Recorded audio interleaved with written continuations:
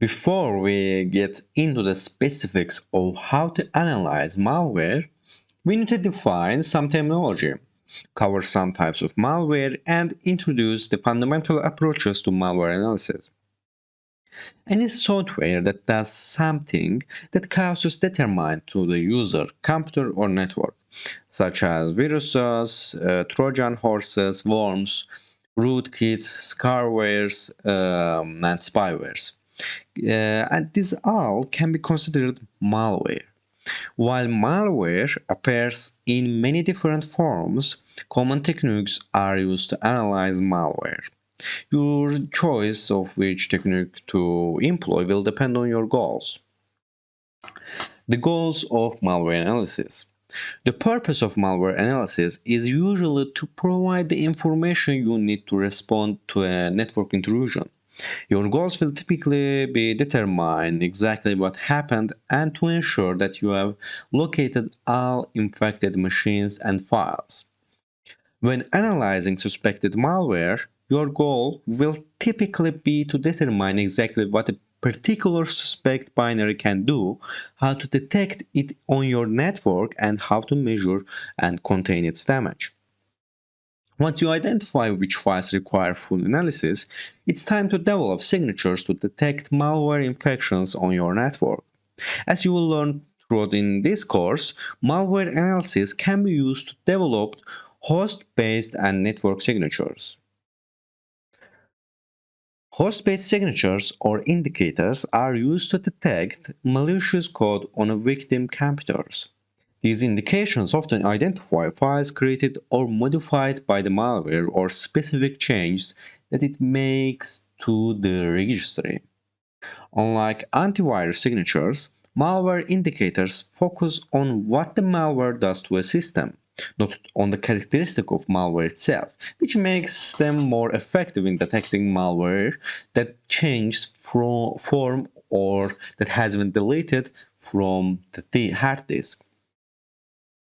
Network signatures are used to detect malicious code by monitoring network traffic. Network signatures can be created without malware analysis, but signatures created with the help of malware analysis are usually far more effective, offering a higher detection rate and fewer false positives.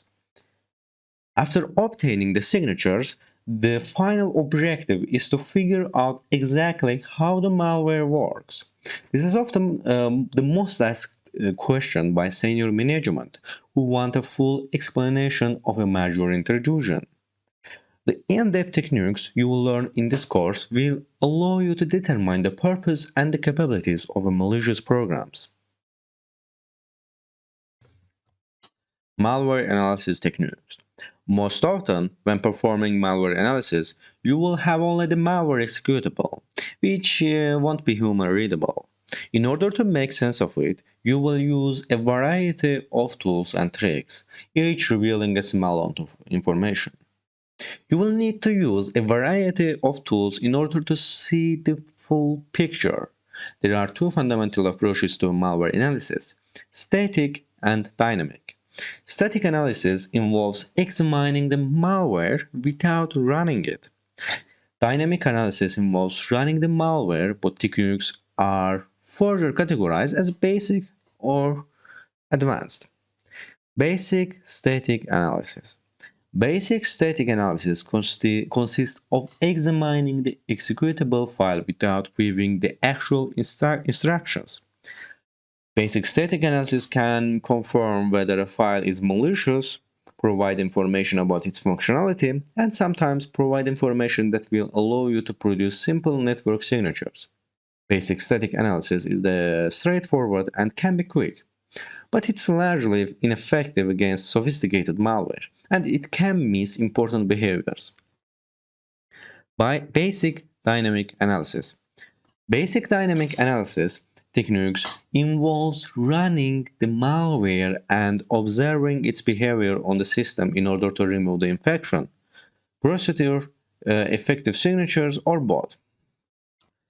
However, before you can run malware safely, you must set up an environment that will allow you to study the running malware without risk of damage to your system or network. Like basic static analysis techniques can be used by most people without deep programming knowledge, but they won't be effective with all malware and can be miss important functionality. Advanced static analysis. Advanced static analysis consists of reverse engineering the malware internals by loading the executable into a disassembler and looking at the program instructions in order to discover what the program does. The instructions are executed by the CPU, so advanced static analysis tells you exactly what the program does. However, advanced static analysis has a steeper learning curve than a basic static analysis and requires specialized knowledge of disassembly, code constructs, and Windows operating system concepts, all of which you will learn in this course. Advanced dynamic analysis. Advanced dynamic analysis uses a debugger to examine the internal state of a running malicious executable. Advanced dynamic analysis techniques provide another way to extract detailed information from an executable. These techniques are most useful when you are trying to obtain information that is difficult to gather with the other techniques. In this course, you will learn how to use advanced dynamic analysis together with advanced static analysis in order to completely analyze suspected malware. So what is the malware? Malware is a code that performs malicious actions. It can be the form of an executable, script code, any code, or any other software. Attacker uses a malware to steal sensitive information, spy on the infected system, or take control of the system. It typically gets into your system without your contents and can be delivered via various communication channels such as email, web, or USB devices. There are some of the malicious actions performed by a malware, like distributing computer operations, stealing sensitive information, include personal, business, and financial data, unauthorized access to the victim system, spying on the victims, sending spam emails, engaging the distributed denial of service attacks (DDoS), locking up the files on the computers, and holding them for ransom. Malware is a broad term that refers to different types of malicious programs such as trojans, viruses, worms, and rootkits.